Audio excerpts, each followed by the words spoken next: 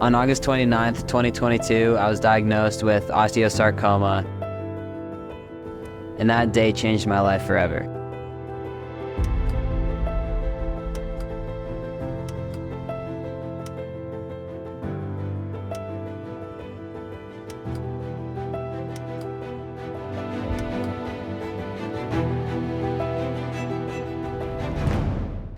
Leading up to high school tryouts, we did some summer workouts, and I started to get a pain right here in my knee, and I didn't think much of it. I just thought of it as growing pains, and it got pretty bad, and we got it checked out, and then I was diagnosed with bone cancer on August 29th. That was pretty devastating. You know, you don't know what it's going to be like with your son going through the fight against cancer. Everything happened pretty quick right after that. I don't think Jordan really understood what it meant or what the potential could have been.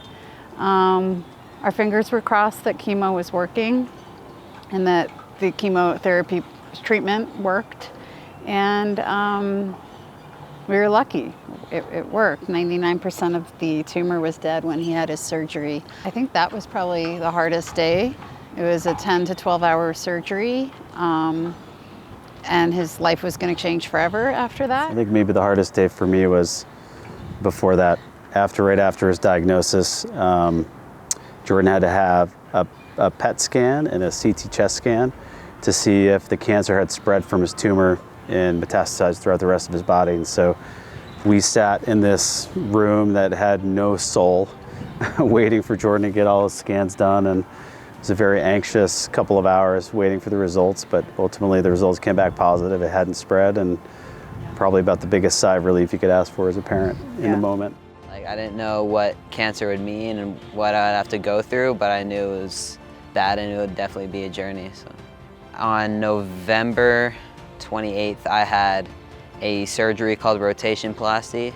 So basically they cut my leg, I want to say 3 inches below my hip, and then they cut it maybe a couple inches below my knee because my tumor was in my knee. And then they removed the portion that my knee's in, so like my thigh down to my knee. They removed that portion, took my ankle, flipped it around and reattached it up to my thigh. So now my foot and my ankle acts as a knee, and I wear a prosthetic. We caught it early. Actually, the game of soccer allowed us to catch it early because he had this pain in his knee, and if he wasn't active, then we wouldn't have known. So we're grateful for this sport and the activities that allowed him to catch this cancer early.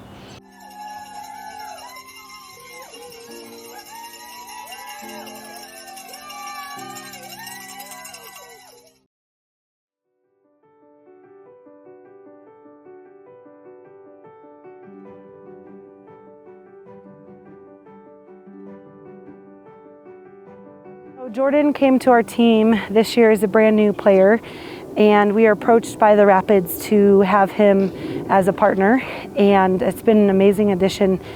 He's definitely taught all of us a lot about resilience and positivity and what it takes to just have a great mindset and really focus on the important things, not just soccer, but life. It's all right, follow your pass though, follow your pass.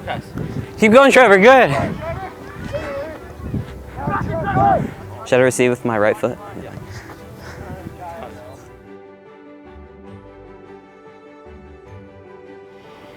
He has this ability to just make it seem like it makes sense, and we belong here.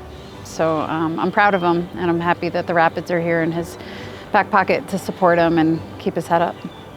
It's overwhelming, the level of support, the depth of support, especially from this club from October 22, when the team was at our house. We had Diego and Keegan in our backyard kicking the ball around with Jordan and his sister. You could just feel that they were ready to step in and help support Jordan and support our family, and just the lengths at which the Rapids are going to support Jordan and his desire to be back in the sport that he loves again and playing again has just been tremendous. I mean, we couldn't ask for more than what they're doing for him right now. Jordan's had some deep, dark days. I don't know if anything could get harder, to be honest. So I think for all of us and the entire family, it's perspective of life. And he's just so grateful to have the opportunities that he has to be able to walk on 2 legs, to be cancer-free, to be around on a weekend instead of fighting cancer in Children's Hospital. I mean, it's all relative. It's like a huge thank you to the club for going above and beyond our wildest expectations for getting him back involved in the sport, involved in a community that supports him, that he can give back to. You know, life is fragile. Go do the things you love to do and forget about the rest. It changed the way I realized that I should do everything like I do it the last time, because I didn't realize that last game would be my last time ever playing on 2 legs. Do what you want, because I think you could do anything you dream of doing, for sure. I think after my surgery, I definitely didn't expect myself to get back to playing soccer. I thought maybe I would play with my prosthetic, and then I found the team the Rapids have, so I think, yeah, definitely my dream definitely came true. So.